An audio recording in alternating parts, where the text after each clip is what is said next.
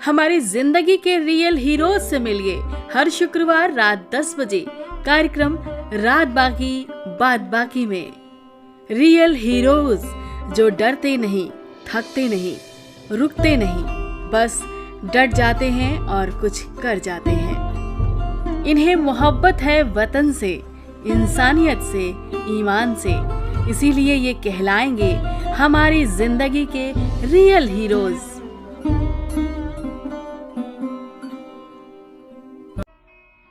आंगन में जरूरी है शजर बूढ़ा पुराना भी, आंगन में जरूरी है शजर बूढ़ा पुराना भी, बहुत तालीम देता है हमें गुजरा जमाना भी। सूखा पेड़ है बेशक, शाखों पर पत्ते नहीं, मगर जकड़े है मिट्टी को, बांधे है घराना भी। हमें महफूज रखा है अभी तक साए में अपने, झेला है हर एक मौसम, दुख्तर भी सुहाना भी। मोहब्बत से अगर चाहो तो इनको जीत लोगे तुम, मोहब्बत से अगर चाहो तो इनको जीत लोगे तुम, दुश्मन बन के आओगे तो मुश्किल है हराना भी। नमस्कार दोस्तों, मैं आपकी दोस्त शालिनी सिंह इन पंक्तियों के साथ आपके बीच उपस्थित हो चुकी हूं और इन पंक्तियों में हम जो बात कर रहे हैं वो एहसास है कहीं न कहीं उन पुराने बूढ़े पेड़ों से, उन शाखों से जो हमारे घर आंगन में तमाम संस्कारों की दहलीज के भीतर हमें संजोते आए हैं, सहेजते आए हैं, सिखाते आए हैं, परवरिश दे करके हमें बड़ा कर दिया है। और आज कई बार वो वृद्धाश्रम में पहुंचने पर मजबूर हो जाते हैं। तो आज क्योंकि हमारी मेहमान हमारी जिंदगी के रियल हीरो के रूप में बनकर आ रही हैं हमारी अर्चना सक्सेना, तो अर्चना सक्सेना जी के साथ हम जुड़े, उनसे बात करें उससे पहले हम अपने श्रोता साथियों से अनुरोध करेंगे कि जल्दी से अपने सभी साथियों के साथ जुड़ जाएं, क्योंकि कार्यक्रम शुरू हो चुका है रात बाकी बात बाकी और होस्ट है आपकी दोस्त शालिनी। हमारी मेहमान है अर्चना सक्सेना जो कि स्नेहधरा नाम के वृद्धाश्रम को संचालित कर रही हैं, तमाम बुजुर्गों की सेवा कर रही हैं। किस हद तक सेवा कर रही हैं ये सारी बातें होंगी, आपके सवाल भी आए हैं उन पर भी बात होगी।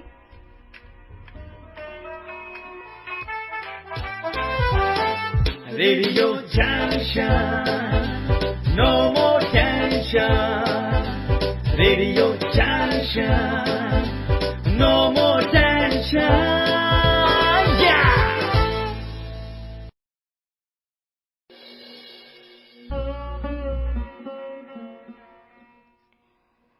जी हाँ दोस्तों, कार्यक्रम में आपका स्वागत हम कर रहे हैं और साथ ही स्वागत कर रहे हैं हमारी आज की मेहमान का, अर्चना सक्सेना का। अर्चना, बहुत बहुत स्वागत है आपका हमारे कार्यक्रम में आज। जी तो बहुत बहुत धन्यवाद। अर्चना, आज हमें बहुत गर्व है कि आप जैसी महिला, आप जैसी हमारे देश की बेटी हमारे इस कार्यक्रम का हिस्सा है और एक रियल हीरो के रूप में जुड़ रही है। आपके बारे में अगर मैं कहूं तो आपको कोई देखेगा तो कोई यही एक शब्द कहेगा, ये पगली सी लड़की क्या किसी वृद्धाश्रम को चलाएगी। लेकिन जब आपके कार्यशैली को देखते हैं तो दिल नतमस्तक हो जाता है। इस वजह से आज हमारी आप हीरो बनी और निश्चित रूप से आज के कार्यक्रम में हमारे श्रोताओं की, देश भर के जितने भी लोग जुड़ रहे हैं या सुन रहे हैं, उन सब के लिए बड़ी प्रेरक होंगी। बहुत सारे सवाल जो मन में कई बार उभरते हैं, उठते हैं और लोगों को लगता है कि वृद्धाश्रम होने चाहिए या नहीं होने चाहिए, इनकी उपयोगिता कितनी है, सार्थक और कितनी नहीं है, ये तमाम बातों पर से आज जो है हमारे रेडियो जंक्शन के माध्यम से पर्दा उठेगा, आप इस पे बात करेंगी। तो चलिए, आज के इस कार्यक्रम में हम सबसे पहले जो सवाल लेते हैं वो हमारे श्रोता साथियों का ही सवाल ले लेते हैं। एक बहुत लंबा चौड़ा सा पत्र आया है राजस्थान शार्दुल शहर से और ये पत्र लिखा है रामकुमार रेवाड़ जी ने। मैं पत्र पढ़ रही हूँ और पत्र को आप महसूस कर पाएंगी और उम्मीद है कि उसके बाद फिर आप सही ढंग से जवाब भी दे सकेंगी। जी। पत्र लिखा है रामकुमार रेवाड़ जी ने, राजस्थान से। लिखते हैं, रेडियो जंक्शन से प्रसारित कार्यक्रम रात बाकी बात बाकी प्रस्तुत करता शालिनी जी सादर नमस्कार। तो हमारी तरफ से भी नमस्कार। इसके बाद लिखते हैं कि हमारे खूबसूरत प्रोग्राम में हम रूबरू होने जा रहे हैं एक ऐसे हीरो से जिससे हमें बहुत प्रेरणा मिलेगी। और इन्होंने लिखा कि शालिनी जी, मेरी निजी राय है कि वृद्धाश्रम भारतीय समाज में बहुत बड़ा कलंक है। सरवन पुत्री की धरती पर बहुत बड़ा कलंक है। जैसे श्रवण कुमार की बात करते हैं, उदाहरण दे रहे हैं उनका, और भारतीय समाज में दिखा है कि हमारे समाज को क्या हो गया है, ये सोचते सोचते कई बार दिमाग बोझिल सा हो जाता है। हमारे समाज के लोगों में कैसे संस्कार मिले हुए हैं, आज के युवा वर्ग को क्या शिक्षा ने हमें यही संदेश दिया है कि बड़े होकर अपने स्वार्थ के लिए, अपने पैसे के लिए, अपने बीवी बच्चों को खुश करने के लिए अपने बूढ़े माँ बाप को वृद्धाश्रम में छोड़ दें। बहुत दुख की बात है। शालिनी जी ने लिखा कि एक बात और कहना चाहता हूं कि ये वृद्धाश्रम गांव, छोटे शहरों में इतने नहीं प्रचलित हैं जितने कि बड़े महानगरों में प्रचलित हैं, और इन दिनों दिन दूनी रात चौगुनी बढ़ोतरी कर रहे हैं। ये समाज के लिए अच्छी बात नहीं है, बहुत बुरी बात है। और इसी भाव के साथ इन्होंने बहुत कुछ लिखा है संदेश में, और इस पे शर्म और जताई है, और इसे एक कलंक के रूप में महसूस करते हुए लिखा है कि हमारी आज की मेहमान बुढ़ापे में सहारा बनकर वृद्धाश्रम में निस्वार्थ भाव से सेवा कर रही हैं। हमारी तरफ से उनको सैल्यूट है, और आज की मेहमान को हृदय से सैल्यूट करते हुए शुभकामनाएं दे रहे हैं। साथ ही एक सवाल भी पूछा है कि हमारी मेहमान से हमारा छोटा सा सवाल है, क्या ऐसे लोग जो अपने माँ बाप को वृद्धाश्रम में छोड़ते हैं, समाज से बहिष्कार कर देना चाहिए या नहीं? तो सबसे पहले इस सवाल का जवाब ही हम चाहेंगे। ये सवाल बहुत सारे लोगों से होता है जो अपने माँ बाप को वास्तव में समझते हैं, उनके लिए निश्चित रूप से ये आश्रम कलंक जैसे महसूस होते हैं उन्हें। नहीं शालिनी जी, मैं यहाँ पे ये कहना चाहूंगी कि वृद्धाश्रम में सभी वो व्यक्ति नहीं आते हैं बुजुर्ग जिनकी औलाद उन्हें छोड़ करके जाती है। कभी कभी हालात, परिस्थितियां ऐसी हो जाती हैं कि हमको वहाँ पे छोड़ना पड़ता है। जैसे कभी कभी बच्चे बाहर जॉब कर रहे हैं, नहीं उनको लेकर के जाया जा सकता, या उनकी इतनी उम्र हो चुकी है, नहीं जा सकते हैं, बीमारी की अवस्था है, तो उनको सुरक्षा की दृष्टि से वहाँ पे छोड़ा जाता है। और दूसरा ये भी है कि समाज में कुछ ऐसे भी व्यक्ति हैं जिनकी शादी नहीं हुई है, या डिवोर्स हो चुका है, या उनकी वाइफ या हस्बैंड की डेथ हो चुकी है, तो घर में अकेले रहने से तो अच्छा है कि उनको वृद्धाश्रम में वो रहे। वहाँ पे कम से कम वो सुरक्षित तो है, उनकी सेवा हो रही है और पूर्णतः सुरक्षित है। अभी देखिए कुछ दिनों पहले अपने लखनऊ के ही कई जगह ऐसे केस हुए जिसमें बुजुर्ग महिला घर पे अकेली रह रही थी और उनके कोई बच्चे नहीं थे, और 3 दिन तक उनकी डेड बॉडी जो है खुद उनके घर के अंदर मिली, जो पूरी तरीके से सड़ चुकी थी। तो कम से कम सुरक्षा की दृष्टि से तो जो है वृद्धाश्रम में जो है रखा जा सकता है। और एक मैं खुद का अपना एक बताती हूँ, मेरे चचिया ससुर जी थे, और उनके भी बच्चे जो थे वो बाहर जॉब कर रहे थे, वो घर पे अकेले रहते थे, और उनको हार्ट अटैक अचानक पड़ा।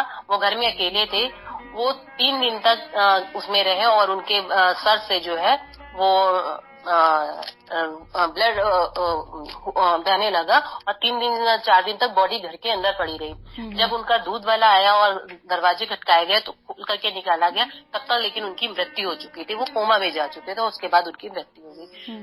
तो कम से कम सुरक्षा की दृष्टि से तो जो है मुझे लगता है कि वृद्धाश्रम होने चाहिए। और जो अभी उन्होंने एक संस्कार की बात की, तो हमारे संस्कृति में आप देखिए 4 आश्रम हुआ करते थे। प्राचीन काल से ही हमारे संस्कृति में देखिए 4 आश्रम थे जी। तो उन आश्रमों में जो चौथा आश्रम था वो संन्यास आश्रम था, और जो संन्यास आश्रम में ही होता था कि बुजुर्ग जो होते थे या 75 वर्ष की आयु के पश्चात वो घर त्याग करके चले जाते थे। तो अगर उस टाइम पे भी हमारे यहाँ ये व्यवस्था दी गई थी कि मोह माया बच्चों से और उससे जाकर के अपना संन्यास, अपनी जिंदगी जी रहे, तो ज्यादा अच्छा है कि यहाँ पर एक साथ एक ही उम्र के लोग रहते हैं, कम से कम वो जो है एक साथ उठना बैठना पूरी लाइफ एंजॉय करते हैं एक साथ, एक ही उम्र के व्यक्तियों के साथ। तो मुझे तो ये लगता है कि सुरक्षा की दृष्टि से वृद्धाश्रम होने चाहिए। बिल्कुल, आपकी बहुत सारी बातों से इत्तेफाक रखती हूँ, और हमारे जो श्रोता साथी जिन्होंने सवाल पूछा उनसे मैं अपनी तरफ से भी ये कहना चाहती हूँ। जो आपने बात गांव और शहर की कही, तो अभी भी गांवों में संयुक्त परिवार का प्रचलन आपको दिखाई पड़ेगा, लोग रह रहे हैं, भले ही हिस्से बट गए हों घर में, रसोइयां बट गई हों, लेकिन अगल बगल वो परिवार जुड़े हुए हैं, बने हुए हैं। लेकिन शहरों में क्या है, एकांकी परिवार है, लोग बाहर से आके बस गए हैं, उनका अपना कोई नहीं है, नाते रिश्तेदार दूर दूर तक कोई नहीं है, और बच्चे अगर बाहर गए हैं एजुकेशन के लिए। ये भी कहना चाहूंगी कि हम ही ने अपने बच्चों को अच्छी एजुकेशन के लिए ही तो बाहर भेजा है। हाँ, और कहीं न कहीं इस अकेलेपन के जिम्मेदार भी हम हैं, और ये जो हमारी प्रगति है कुछ अच्छा लेकर के आती है तो कुछ बुरा हमें देकर भी जाती है, और उसी का खामियाजा है कि वृद्धाश्रम की जरूरत शहरों में पड़ रही है। तो उम्मीद करती हूँ कि आपको अपने सवाल के जवाब मिले होंगे। अर्चना जी, अब मेरी तरफ से आपके लिए सवाल है जो सबसे महत्वपूर्ण। अभी आपकी उम्र मैं समझती हूँ बहुत ज्यादा नहीं होगी और आप 30 से 35 की उम्र के आसपास होंगी, 35 के आसपास होंगी। तो इस उम्र में आमतौर पे जो महिलाओं के अंदर एक होता है कि हमें अपनी जिंदगी ऐश से जीनी है और ये बूढ़े बुजुर्ग के पचड़े में नहीं पड़ना है, घर के जो बुजुर्ग माता पिता हैं उनकी रोक टोक नहीं पसंद आती है। और आपके आश्रम में आपने कई बुजुर्गों को जो है पनाह दे रखी है, रोक टोक भी सुनती हैं, उनके डांट भी सुनती हैं, सेवा तो जो करती हैं वो करती हैं। तो अपना सुख त्यागने के साथ साथ इनकी जो सेवा करने का ये भाव है, ये आपके मन में क्यों आ गया? ऐसी कौन सी बात थी जिसने आपको प्रेरित किया कि हम वृद्धाश्रम चलाएं? मैम, हम लोगों की संस्था के द्वारा हर वर्ष मदर्स डे का प्रोग्राम सेलिब्रेट किया जाता था। तो 2016 में हम लोगों ने मदर डे सेलिब्रेट किया था, जिसमें हम लोग कई वृद्धाश्रमों में गए और वहाँ पे माताओं को मंदिर के दर्शन वगैरह सब कराए। तो जब वहाँ पे गए तो एक दिल को कुछ चीजें छू गई। वहाँ पे माताएं हम लोग को मिलकर के बड़ी खुश हो जाती थी और बोलती आज तक हमने अपने जीवन में जो है मंदिर के दर्शन नहीं किए थे, हम बाहर नहीं निकले थे, होटल नहीं गए थे। तो बस घर लौट करके आए और उसके बाद अपने हस्बैंड से कहा कि हमको भी एक ऐसा आश्रम बनाना चाहिए जिसमें हम उनको प्रेम। जी अर्चना जी, आप बता रही थी कि आप जो है वृद्धाश्रम जाती थी, मंदिर लेके जाती थी वहां से लोगों को, और तो जब उन लोग को लेके जाती थी तो उन लोगों ने हमको बताया कि वो पहली बार लाइफ में मंदिर आई हैं। तो उन लोगों की कुछ चीजें जो है बहुत ज्यादा दिल को छू गई और घर पे आकर हमने तुरंत डिसाइड किया, अपने हस्बैंड को ये बात बताई कि क्या बुढ़ापे में क्या हम लोग अपनी लाइफ ये लोग एंजॉय नहीं कर सकते हैं।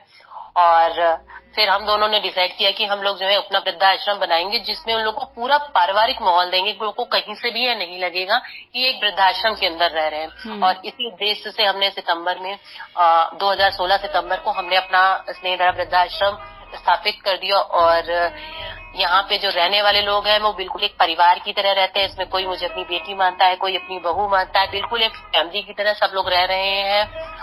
और उसी माहौल में मेरा बेटा भी, छोटा बेटा है, वो इन लोगों के साथ घुल मिल करके रहता है। सब एक दूसरे का बिल्कुल ध्यान रखते हैं, बिल्कुल एक परिवार की तरह रहते हैं सब लोग। अच्छा, जब परिवार बढ़ जाता है तो जाहिर सी बात है, कहते हैं ना जहाँ चार बंतर होते हैं वहाँ टकराते भी हैं। तो क्या कभी ऐसा भी हुआ कि ये जो वृद्धाश्रम में आपके जो परिवार में लोग बढ़ गए हैं और बड़े बुजुर्गों की संख्या है, सबका अपना अपना एक ईगो होता है ना कि अपने अपने परिवार से रोक रहे, अपने परिवार के बादशाह रहे हैं और आज एक साथ कई बादशाह रह रहे हैं, तो आपस में कभी भिड़ते नहीं है ये लोग? नहीं, बिल्कुल भिड़ते हैं, बिल्कुल भिड़ते हैं। देखिए, इस एज में हम आकर के उनकी आदतों को नहीं चेंज कर सकते हैं जी। कि अब जो जैसा है वो वैसा ही बना हुआ है, वैसे ही बने रहने भी देते हैं। कभी कभी हमसे तकरार भी होती है, हमको डांट भी देते हैं, फिर यही सोचते हैं कि यही हमारे सास है, ससुर है, बड़े बुजुर्ग पिता है, और उतना ही ये लोग हमको प्यार भी बहुत करते हैं, चिंता करते हैं। और इसलिए अब इन लोगों की किसी बात का हमको भी बुरा नहीं लगता है, इन लोग को भी नहीं, बिल्कुल फैमिली की तरह हम सब लोग मिल करके रह रहे हैं। एक चीज और है, एक बात और है जो मेरी जानकारी के हिसाब से कि आपके वृद्धाश्रम में कई बुजुर्गों की मृत्यु हुई जिनका संस्कार अंतिम जो है वो आप लोगों ने किया, उसके बाद सारी पूजा पाठ भी आप लोगों ने की। तो जो है ये जब आप करते हैं तो उसके बाद कभी फैमिली के लोग ऑब्जेक्शन नहीं करते हैं कि मतलब इतने बाहरी लोगों का आप अंतिम संस्कार इस तरह से कर रहे हैं, या कभी कोई बात ऐसी नहीं आई? नहीं, कभी ऐसा नहीं आया, कभी परिवार ने विरोध नहीं किया। एटलीस्ट हमारे ससुर जी, father in law, mother in law ने तो मुझे बहुत सपोर्ट किया इस चीज। और कभी उन्होंने भी ये नहीं कहा, जबकि ये अकेले बेटे थे, कभी उन्होंने भी ये नहीं कहा कि कई लोगों के तो अंतिम संस्कार जो है इन्होंने खुद से अपने हाथों से अग्नि भी दी है, कभी उन्होंने इस चीज की जो है हम लोगों को मना नहीं किया। और इसकी तो जब हमने सबसे पहले जब आश्रम हमारा स्टार्ट हुआ था तो हमारे यहाँ जो सबसे पहले बाबूजी रहते तो उनकी सबसे पहला यही था कि आप मरने के बाद हमारी क्या करेंगे, हमारी डेड बॉडी को कैसे क्या करेंगे। तो हम लोगों ने कहा था जैसे विधि विधान से होता है सब वैसा ही होगा। और आज हम लोग वैसे ही हर लोगों का विधि विधान से करते हैं जैसा एक हिंदू सनातन धर्म में होता है। तो अपने आप को भी संतुष्टि मिलती है, उनके और वो लोग भी सब संतुष्ट रहते हैं। यहाँ रहने वाले भी इस टाइम पे सब संतुष्ट हैं। सबको ये है कि हमारे मरने के बाद ये लोग सब कुछ विधि विधान से करेंगे। मतलब कुल मिला के ये कह सकते हैं कि वो एकदम निश्चिंत हैं कि हम एक परिवार में हैं और हमारी अंतिम इच्छा जो है वो भी पूरी होगी यहाँ पे, तो इतना घुल मिल गए हैं। बहुत अच्छी बात है अर्चना, आपका ये प्रयास बहुत सुंदर है और ईश्वर ने आपको ये प्रेरणा दी है, ये हिम्मत और ताकत दी है कि आप लोग इसको कर पा रहे हैं पति पत्नी सहित। बहुत अच्छे लगते हैं आप लोगों के ये प्रयास। अब इन लोगों को समय समय पे घुमाना, ये 92 इयर्स ओल्ड के 75 से 92 इयर्स ओल्ड तक के वृद्ध हमारे साथ रह रहे हैं और ये सारे वृद्ध मूवी भी देख चुके हैं, मेट्रो स्टेशन भी जा चुके हैं, हम लोगों के साथ जो है रेस्टोरेंट भी जाते हैं, बाटी चोखा पार्टी में भी जाते हैं। पूर्णतः पूरा जो जीवन एंजॉय करना चाहिए वो पूर्णतः ये लोग यहाँ पे एंजॉय कर रहे हैं। बिल्कुल, एक परिवार का माहौल भी है और एक दोस्तों के बीच का माहौल भी है आपके आश्रम में, जो कि दिखाई पड़ता है गतिविधियों में, क्योंकि कुछ चीजें हमने भी आपकी देखी हैं और निश्चित रूप से हम लोग भी जब किसी को फॉलो करते हैं तो उसकी तह तक जाते हैं कि काम कितनी ईमानदारी से किया जा रहा है और तब जाके कोई हमारा रियल हीरो बन करके आता है अर्चना। और दोस्तों हम आपको बता दें कि अर्चना की जो कार्यशैली है ना, इतना ही नहीं, कोई प्रोफेशनल ढंग से नहीं, इनके आश्रम में जब कभी आपका दौरा लगे और आप पहुंचेंगे तो आप पाएंगे कि यहाँ पे कोई सर्वेंट व्यवस्था नहीं है। अर्चना खुद खाना बनाने में लगी हुई मिलेंगी, लोगों को नहलाती धुलाती मिलेंगी, सिर में तेल लगाती मिलेंगी, कंघी करती मिलेंगी, यहाँ तक कि मल मूत्र अगर किसी ने बिस्तर पे किया है ना तो उसको साफ करती हुई भी आपको ये मिल जाएंगी। तो इस हद तक इनकी सेवा भाव है। तो इसलिए हम सभी लोगों की तरफ से बहुत सारे लोगों ने आपके लिए शुभकामनाएं और सैल्यूट किया हुआ है आज, जिनके नाम हम शामिल करेंगे। बहुत धन्यवाद। और इसी के साथ अर्चना जो है हम शुभकामनाएं देंगे। महिला दिवस आने वाला है तो इस बार महिला दिवस पर भी जो है आपको हो सकता है कई जगह से सम्मान मिले, लेकिन उससे पहले ही हम अपनी तरफ से दिल से आपके लिए ये शुभकामनाएं दे रहे हैं कि आप हमेशा इसी हिम्मत के साथ पढ़ती रहें और ये करती रहें और लोगों में जज्बा पैदा कर सके कि वो अपने माँ बाप की केयर करें और आपका वृद्धाश्रम ऐसे ही चलता रहे। और चलते चलते एक आखिरी सवाल जो बहुत सारे लोगों के मन में उठता भी होगा कि आजकल एक प्रोफेशन भी बन गया है समाज सेवा, लोग सेंटर खोल रहे हैं। नो डाउट कोई भी संस्था या कोई भी काम बिना पैसे के नहीं होता है, तो दान हो या जो भी हो हम सहयोग लेते हैं और करते हैं और बिना आर्थिक व्यवस्था के कुछ भी नहीं संचालित होता है, तो वो आपके साथ भी है। लेकिन फिर भी एक सवाल है कि इतने सालों से आप इसमें काम कर रहे हैं, इसको कर रही हैं, इतना सेवा भाव कर रही हैं और रोजी रोटी के जुगाड़ के लिए हर कोई दिन रात प्रयास करता है, आपने कितना कमा लिया इस आश्रम को चलाते हुए? जी कमाया तो बहुत है, दुआएं, और मेरा मानना ये है कि जहाँ दुआएं कमाई जाती हैं वहाँ पे दवाई की जरूरत नहीं पड़ती है और इन लोग की दुआएं मेरे साथ बहुत रही हैं। और इसके साथ रहा कि धन दौलत तो मैम किसी भी संस्था को चलाने के लिए धन की आवश्यकता जरूर पड़ती है, क्योंकि मुझे भी उनकी भोजन की व्यवस्था करनी है, उनके रहने के लिए मुझे बिजली पानी की व्यवस्था करनी है। तो इतना कमा लेते हैं कि इन लोगों का खाने का प्रबंध अच्छे से हो जाता है, इन लोगों के ये जो सुख सुविधाएं के सामान जो है उसका प्रबंध हो जाता है और वो आप लोगों के सबके सहयोग से ही हो पाता है। चलिए, बहुत सुंदर जवाब दिया आपने। फिलहाल जो है ये सवाल मेरे मन में इसलिए आया कि हमने कहीं पढ़ा था कि किसी ने लिखा था कि बड़े बुजुर्गों की उंगलियों में कोई ताकत तो न थी, जब सर झुका मेरा तो कांपते हाथों ने जमाने भर की दौलत दे दी। तो मुझे लगा कि शायद दौलत तो है, तो आपके पास कौन सी दौलत है, लेकिन आपके जवाब से दिल को सुकून मिला कि आपने वही दौलत कमाई है जो कहीं भाव लोग महसूस किया करते थे।